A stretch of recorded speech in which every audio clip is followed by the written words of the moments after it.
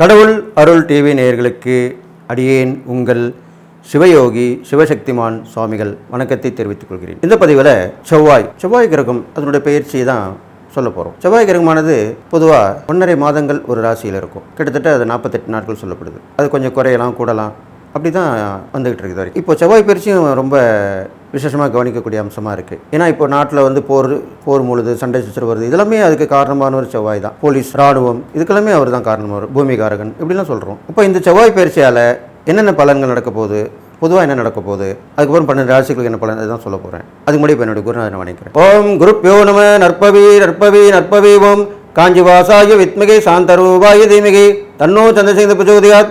என்னோட ஆத்மதன மகாகாளி வணங்குறேன். ஓம் காளிகாசாய வித்மகே மசான வாசின்ன தீமகே தன்னோ அகோர பிரச்சோதயாத். இப்போது செவ்வாய் கிரகம் வந்து சனி கிரகத்தோட சேர்ந்திருந்தது இது நாள் வரைக்கும். இது ரொம்ப விசேஷமாக எல்லாருமே பார்க்கப்பட்டது. என்ன நடக்குமோ ஏது நடக்குமோன்னு பயந்துக்கிட்டு இருந்தாங்க எல்லாமே. அந்த பயம் இப்போ போயிடுச்சு, ஓரளவுக்கு போயிடுச்சு. ஏன்னா ஒரு பெருசாக ஒன்றும் எதிர்பார்த்த அளவுக்கு இல்லை, நமக்கு இல்லை.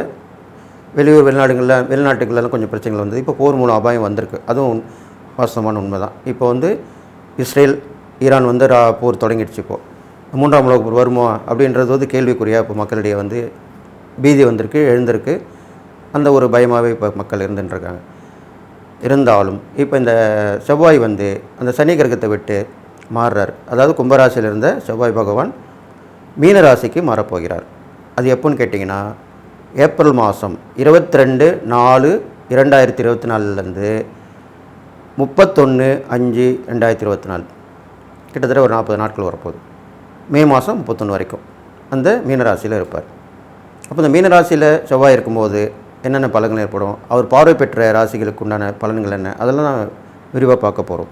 அதுக்கு முன்னாடி இந்த பொதுவான பலன் பார்க்கும்போது பெரும்பாலும் சனியை விட்டு விலகிறது நல்ல விஷயந்தான். இந்த போர் மூண்டது, தகராறு, சண்டை சச்சரவு எல்லாமே வந்துக்கிட்டு இருந்தது. இப்போது அது கொஞ்சம் குறைய ஆரம்பிக்கும், கொஞ்சம் குறையும். இப்போது வந்து மீனராசிக்கு போகிறார். மீனராசி ராசியாதிபதி குரு. இப்போ குரு ஒரு வீட்டில் போகும்போது பெரிய பிரச்சனையில் கொண்டு போன மாறார். இந்த சண்டை ஆரம்பித்த போர்லாம் கொஞ்சம் குறையறதுக்கு வாய்ப்புகள் இருக்குது. இருந்தாலும் அந்த போக போகிற இடத்துல ராகு பகவான் இருக்கிறார். அப்போ ராகு இருக்கும்போது செவ்வாயும் ராகும் சேர்றாங்க. இதனால் வரைக்கும் செவ்வாய் சனி இருந்ததுனால கொஞ்சம் பிரச்சனைகள் வந்து இருந்தது. இப்போது ராகுவோட சேர்றார். ராகுவோட மட்டும் இல்லை, ராகுவோட தான் இருக்க போகிறார் இந்த கிட்டத்தட்ட ஒரு 40 நாட்களாக. இருந்தாலும் இவர் சேரும் பொழுது சுக்கிரன், புதன், இந்த 2 கிரகங்களுமே அங்கே இருக்காங்க. அப்போ இதை வச்சு பார்க்கும்போது சுக்கிரன், செவ்வாய், புதன், ராகு 4 கிரகங்கள் இருக்கிறது இந்த மீனராசியில். அப்போ மீனராசியில் 4 கிரகம் போது சுக்கிரன் வந்து அங்கே உச்சம் பெற்று விளங்குகிறார். அது இல்லாமல் செவ்வாய் வந்து குருவுக்கு நட்பு வீடு தான். ராகு மட்டும்தான் கொஞ்சம் சரியில்லாமல் இருக்கும். ராகு கூட பரவாயில்ல, அதனால ஒன்றும் பிரச்சனை இல்லை. புதன் அங்கே வந்து நீசமாகிறார். குருவுக்கும் புதனுக்கும் ஆகாது. அப்போது ஒரு கிரகம் வந்து உச்சம் பெறுது, ஒரு கிரகம் நீசம் பெறுது. அப்போ நீசபங்க ராஜயோகம் அங்கே ஏற்படுது. இது வந்து பெரிய விஷயம் தான், ஒரு விபரீத யோகத்தை கொடுக்கும். அப்படி என்ன விபரீத யோகம்னு கேட்டிங்கனாக்கா, பெண்கள் கை ஓங்கி இருக்கும். இந்த பயிற்சிக்கு அப்புறம், செவ்வாய் பயிற்சிக்கு அப்புறம் பெண்கள் கை ஓங்கி இருக்கும். அது அரசியலாக இருந்தாலும் சரி, சினிமாவாக இருந்தாலும் சரி, சமூகத்தில் இருந்தாலும் சரி, வீட்டில் இருந்தாலும் சரி, நாட்டில் இருந்தாலும் சரி, எப்படி இருந்தாலும் பெண்கள் கை ஓங்கி இருக்க போகுது. அரசியலில் பெண்களுடைய பங்கு அதிகமாக இருக்க போகுது.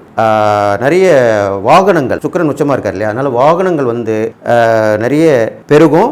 அது மூலிமா நிறைய விபத்துகள் உண்டாகிறதுக்கு வாய்ப்பு இருக்குது. ஏன்னா செவ்வாய் வந்து அடிதடி, இந்த காயங்கள், இதுக்கெல்லாம் காரணமாக வர்றாரு. அவர் அந்த இடத்துல போய் இருக்கும்போது விபத்து மூலியமாக பெரிய இழப்பு வராது, சிறு அடிக்கடி விபத்துகள் ஏற்படுறது. இது வந்து மக்களுக்கு மட்டும் இல்லை, அந்த வாகனங்களும் சேதமாகும். இது இல்லாமல் புதன் வந்து சேர்ந்திருக்கனால செவ்வாயோட கல்வி மேன்மைப்படும். கல்வி மேன்மட்டும் இல்லை, அறிவு. அதாவது இதனால் வரைக்கும் யோசிக்காமல் இருப்பாங்க, இப்போ யோசிப்பாங்க. யார் யோசிப்பாங்க? நம்ம நாட்டை நிர்வகிக்கிறவங்க. அவங்க யோசித்து மக்களுக்கு என்ன பண்ணலாம், ஏது பண்ணலாம், இந்த மாதிரி செய்யலாமே, அந்த மாதிரி செய்யலாமே அப்படின்ற ஒரு யோசனை வரும் இந்த செவ்வாயும் புதனும் சேர்ந்துக்கும் போது. இது இல்லாமல் செவ்வாய் ராகு சேர்ந்துக்கும் போது தான் சொன்னேன், போக்குவரத்து பிரச்சனைகள் வரும், விபத்து, வாகனங்கள். ஏன்னா சுக்கிரன் வந்து வாகனக்காரங்களாக இருந்தாலும் ராகு வந்து போக்குவரத்து கிரகம். அந்த மூவ் பண்ணுறது வந்து ராகு தான். அதனால் இது மாதிரி நடக்கக்கூடிய அம்சங்கள் இப்போ இருக்குது. செவ்வாய் வந்து அங்கே இருந்துட்டு கேது வேறு பார்க்க போகிறார். கேது பார்க்கும்போது செவ்வாய்க்கும் கேதுக்கும் வந்து ஒருமித்த விஷயங்கள் தான் நடக்க போகுது. எப்படின்னு கேட்டிங்கனாக்கா, இப்போது ராகுக்கு வந்து கிழமை இல்லை, அது வந்து சனிக்கிழமையே அவருக்கு ராகு கொடுத்துருக்காங்க. அதே மாதிரி கேதுக்கு வந்து செவ்வாய்க்கிழமை தான் கொடுத்துருக்காங்க. அப்போ அந்த செவ்வாயாகப்பட்டவர் ராகுவோடு இருந்து கேதுவை பார்க்குறார். அப்போது கேதுக்கும் ராகுக்கும் சேர்ந்திருந்தாலும், கேதுவும் ராகும் பார்த்தாலும் கொஞ்சம் அவ்வளோ சரியாக இருக்காது. அப்போது ஆன்மீகத்தில் உள்ளவங்களுக்கும் பிரச்சனைகள் வரும். அவங்க வந்து நல்லவங்களாக இருந்தால் பெயர் காப்பாற்றப்படும், சில கெட்ட பழக்கவழக்கங்கள் இல்லை அவங்க நேரங்காலம் செல்லாமல் இருந்து அதில் ஈடுபட்டாங்கன்னா கண்டிப்பாக மாட்டிக்கொள்வார்கள், தண்டனை பெறுவார்கள். இதெல்லாம் வந்து ஆன்மீகத்தில் உள்ளவங்களுக்கு நடக்க போகுது. அதையும் கொஞ்சம் உஷாராக இருந்து எல்லாம் பார்த்துக்கணும். நீதி, நேர்மை, சத்தியம், வாக்கு தவறாமை, நல்ல பண்புகளை கொண்டு வந்தாக்கா இது நடக்கிறதுக்கு வாய்ப்பு வராது, குறைவாக தான் இருக்கும். ஸோ இந்த மாதிரி விஷயங்கள்லாம் இப்போ இந்த பயிற்சியில் நடக்க போகுதுன்னு சொல்லிவிட்டு நான் அடுத்ததாக 12 ராசிகளுக்கு உண்டான பலனை இப்போ நான் சொல்ல போகிறேன். கடகராசி நேயர்களுக்கு உண்டான அந்த செவ்வாய் பயிற்சி பலன் தான் பார்க்க போகிறோம். பொதுவாக கடகராசிக்கு வந்து செவ்வாய் வந்து உங்கள் ராசியிலே நீசம் பெறுகிறார். இருந்தாலும் உங்களுக்கு செவ்வாய் வந்து 10ஆம் இடத்துக்குரியவராக ஆகிறார். உங்கள் ராசிக்கு 10ஆம் இடம். அப்போ தொழில், உத்தியோகம், ஜீவனம், வருமானம் இதெல்லாம் கொடுக்கக்கூடியவர் அவர் தான். 10ஆம் இடன்றது வெற்றி கூட குறிக்கக்கூடிய இடம். அதெல்லாம் கூட உங்களுக்கு செவ்வாய் பகவான் வந்து சாதகமாக தான் இருப்பார் எல்லா விஷயத்துலையுமே அப்படின்னு சொல்லிட்டு இந்த செவ்வாய் பகவான் வந்து உங்களுக்கு 9ஆம் இடத்துக்கு வந்து அமரப் போகிறார். இதனால் வரைக்கும் 8ல் இருந்தார். 8லேருந்து சனியோடு சேர்ந்து ரொம்ப பிரச்சனைகள் சந்திச்சிருப்பீங்க. நிறைய போராட்டங்கள், வீண் பகை, வேணும்னே வந்து பகை வளர்ப்பாங்க, பொறாமப்படுவாங்க உங்கள் மேலே. உங்கள்கிட்டே வந்து உதவி கேட்பாங்க. நீங்கள் கஷ்டப்படுறீங்க தெரியும், ஆனால் வந்து உதவி கேட்பாங்க. இந்த மாதிரிலாம் நடந்திருந்த காலங்கள் இப்போ அது மாறப்போகுது. மாறி எல்லா வகையான ஜெயங்களும் ஏற்படும். உங்களுக்கு 9ஆம் இடத்துல வந்து தேவதாசனன்ற தான் 9ஆம் இடம். அந்த தேவதாசனன்ற 9ஆம் இடத்துல அதுவும் மீனராசிக்கு குரு. அந்த குருவுக்கு அதிபதி தேவர் யார்? முருகர் தான். அப்போது அந்த யோகக்காரன் முருகர் வந்து யோகமாக இருக்க போகிறார் உங்கள் ராசிக்கு. உங்கள் கடகராசிக்காரங்களுக்கு முருகர் வழங்கி வழிபட்டீர்களானால் நன்றாக யோகம் கிடைக்கும், வெற்றி கிடைக்கும். இது இல்லாமல் அந்த செவ்வாய் வந்து பார்க்கக்கூடிய இடங்கள்னு பார்க்கும்போது உங்களுக்கு 12ஆம் இடம், 3ஆம் இடம், 4ஆம் இடம் இந்த 3 இடத்தையும் பார்க்குறாரு. அப்போ அதுக்குண்டான பலன்கள் என்னென்னு தான் இப்போ சொல்ல போகிறேன். பொதுவாக இந்த 12ஆம் இடத்திற்கு செவ்வாய் வந்திருக்காரு. அப்போ அதனால் வந்து நிறைய விஷயங்கள், பிரயாணங்கள் நிறைய ஏற்படும். உங்களுக்கு நிறைய போக்குவரத்து சம்மந்தப்பட்ட லாபங்கள் ஏற்படும். இதெல்லாமே கண்டிப்பாக நடக்கும். இது இல்லாமல் 3, 4 இதை பார்க்குறாரு. 3ஆம் இடத்தை பார்க்கும்போது சகோதரம், தைரியம் பிறக்கும். அதில் வந்து வெற்றி கிடைக்கும். துணிச்சலாக இருப்பீங்க. அதாவது ஒரு திட்டம் போட்டிருப்பீங்க, அது செயல்படுத்த தயங்கிட்டு இருப்பீங்க. அதை வந்து இப்போ செயல்படுத்திடுவீங்க. இந்த இடத்துல போகலாமா வரலாமா போயிடுவீங்க. இந்த வேலைக்கு சேரலாமா சேர்ந்துருவீங்க. இந்த தொழிலை ஆரம்பிக்கலாமா வேணாமா நினச்சிட்டு இருப்பீங்க. அந்த தொழிலை ஆரம்பிச்சிருவீங்க. இந்த வியாபாரத்தில் இன்னொரு வியாபாரம் கிளையை ஆரம்பிக்கலாம்னு நினச்சிட்ருப்பீங்க, அதையும் ஆரம்பிச்சிருவீங்க. அந்த மாதிரி தைரியமாக செய்யக்கூடிய விஷயங்கள் கண்டிப்பாக நடக்கும். அது 3ஆம் இடத்தை பார்க்கறனால கண்டிப்பாக நடக்கும். இது இல்லாமல் இளைய சகோதரர் வந்து விரும்பி வந்து உதவி பண்ணுவாங்க. அது தங்கையாக இருக்கலாம், தம்பியாக இருக்கலாம், அவங்க வந்து உதவி பண்ணுவாங்க. இது இல்லாமல் சிறு விபத்துகள் ஏற்படுறனால வாகனத்தில் போகும்போது கடகராசிக்காரங்களுக்கு கண்டிப்பாக, ஏன்னா ஏற்கனவே அஷ்டம சனி உங்களுக்கு நடைபெற்றிருக்கு. இப்போது 3ஆம் இடத்தையும் செவ்வாய் பார்ப்பதால் 3ஆம் இடம்ன்றது விபத்தையும் குறிக்கக்கூடிய இடமா சொல்லப்படுது. அப்போது சிறு விபத்துகள் ஏற்படும். பெருசாக ஒன்றும் ஆகாது. சிறு விபத்துகள் ஏற்படும். அது கொஞ்சம் நீங்கள் கவனமாக இருக்கணும். மிதமான வேகத்தில் போகணும், ஜாக்கிரதையாக போகணும், கவனமாக வாகனத்தில் பயணம் செய்யணும். நீங்கள் அந்த வாகனத்தை இயக்கினாலும் இல்லை அந்த வாகனத்தில் அமர்ந்து போனாலும் வெகு ஜாக்கிரதையாக இருக்க வேண்டியும் இந்த காலகட்டமாக சொல்லப்படுது. இது மாதிரிலாம் பண்ணிட்டு வாங்க. இதெல்லாம் பண்ணிட்டு வந்தீங்கன்னா கண்டிப்பாக நல்லது நடக்கும்னு சொல்லிட்டு அடுத்ததாக பார்த்தீங்கன்னாக்கா உங்கள் ராசிக்கு வந்து 4ஆம் இடத்தை பார்க்குறாரு. 4ஆம் இடத்தை பார்க்கும்போது வீடு, மனை, வாகனம், தாயார், கல்வி, நண்பர்கள், உறவினர்கள் இதெல்லாம் கொடுக்கக்கூடிய இடம் தான் 4ஆம் இடம். அப்போது இது வரைக்கும் நீங்கள் தடைப்பட்டு இந்த வீடு கட்ட முடியாமல் இருக்கும், இடம் இருந்திருக்கும், ஆனால் வீடு கட்ட முடியாமல் இருக்கும். அதை நீங்கள் கட்டிடுவீங்க, இடம் வாங்கி போடுவீங்க. அது இல்லாமல் அந்த கட்டின வீடு இருந்தாக்கா அதில் வந்து குடி போவீங்க. இது மாதிரி நடக்கும். வாகனங்கள், பழைய வாகனத்தை விற்று புது வாகனம் வாங்குவீங்க. அது இல்லாமல் வந்து நண்பர்கள் வந்து தேடி போவீங்க, நீங்களே தேடி போவீங்க. அவங்க பேசாமல் இருந்தால் கூட எல்லாம் நீங்கள் போன பிறகு அவங்களே பேசி வந்துடுவாங்க. அவங்க மூலிமா உதவிகள் கிடைக்கும். இதை மாதிரி நடக்க போகுது நிறைய விஷயங்கள்.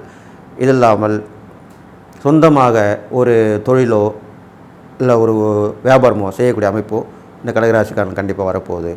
பெரும்பாலும் இந்த கடகராசியில் உள்ள பெண்கள் நல்லா எழுச்சி பெறுவாங்க. அவங்களுக்கு கை ஓங்கி இருக்கும். அவங்க மூலிமா நம்ம எது வந்தாலும் உதவிகள் வாங்கிக்கலாம், பண்ணிக்கலாம், செஞ்சுக்கலாம். இப்படிலாம் நிறைய விஷயங்கள் நடக்க போகுது. இது மாதிரி விஷயங்கள் தான் இந்த செவ்வாய் பயிற்சியில் உங்களுக்கு கடகராசிக்கு நடக்க போகுது. விட்டதை பிடிச்சிருவீங்க, இழந்ததெல்லாம் மீண்டு வரும். இதெல்லாமே செய்யலாம் கண்டிப்பாக. அப்போ நீங்கள் என்ன பரிகாரம் செய்யணும்னு கேட்டிங்கனாக்கா, செவ்வாய், வெள்ளி இந்த கிழமைகளில் வந்து முருகர் வழிபாடு வச்சுக்கணும். முருகர் வழிபாடு மட்டும் இல்லை, சிவன் சக்தி வழிபாடு வச்சுக்கணும். சிவன் கோயிலில் போகணும், விநாயகர் வணங்கி முருகர் வணங்கிட்டு சிவன் சக்தி தம்பதி சமேதரா இதை வணங்கிட்டு வரணும். இது இல்லாமல் கண்டிப்பாக நீங்கள் நவகிரகத்தில் உள்ள செவ்வாய்க்கு வழிபட வேண்டும். அது முடிஞ்சது செய்யுங்க உங்களால். ஒரு அபிஷேகம், பால் அபிஷேகம், இல்லைன்னா அந்த துவரை தானியம் வச்சு விளக்கேற்றிட்டு வாங்க. அப்போது செவ்வாய்க்கு 9 விளக்குகள் போடணும், அது போட்டு வரலாம். சிகப்பு வஸ்திரம் அது வாங்கி அந்த செவ்வாய் கிரகத்துக்கு சாத்தலாம். முருகருக்கு கூட சாத்தலாம். அந்த சிகப்பு கலரை கூட உயர்ந்ததாக சொல்லப்படுது. அது செஞ்சுட்டு வரலாம். சஷ்டி, கிருத்திகை இது மாதிரி நாள்லாம் விரதங்க இருந்துட்டு வரலாம்.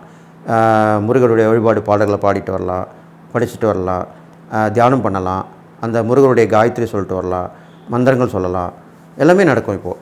அதனால் இந்த கடகராசிக்காரங்களுக்கு பெரும்பாலும் கடகராசிக்காரங்களுக்கு அவங்க ராசிக்கு சொல்ல வேண்டிய முக்கியமான 3 தெய்வங்கள் சொல்லணுன்னாக்கா, பெருமாள், அம்மன், முருகர், இந்த 3மே உகந்ததாக அந்த கடகராசி சொல்லப்படுது. அப்போ இந்த 3 தெய்வங்களையும் வணங்கிட்டு வரலாம். அம்மனை செவ்வாய் வெள்ளிக்கிழமை வரலாம், முருகர் வழிபட்டு வரலாம், பெருமாள் வழிபாடு கொள்ளலாம். பெருமாள் வழிபாடுன்னு பார்க்கும்போது அவங்களுக்கு திருப்பதி பெருமாளும் சொல்லப்படுது. அதனால் அந்த கடகராசிக்காரங்க இப்போ உள்ள காலகட்டத்தில் திருப்பதி போயிட்டு வந்தால் ரொம்ப விசேஷம் சொல்லப்படுது. ஏன்னா அந்த சுக்கிரனும் உச்சம் பெற்றிருக்காரு, புதன் நீசபங்க ராஜகம் பெற்றிருக்காரு.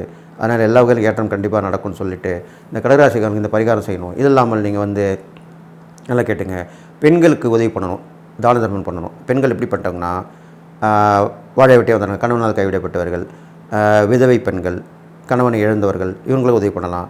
இல்லை கல்யாணம் ஆகாமல் கஷ்டப்படுறாங்கன்னா அவங்களுக்கு உதவி பண்ணலாம். சுமங்கலிக்கு நிறைய தான தர்மங்கள் செஞ்சுட்டு வரலாம். இது மாதிரிலாம் பண்ணிட்டு வரலாம்.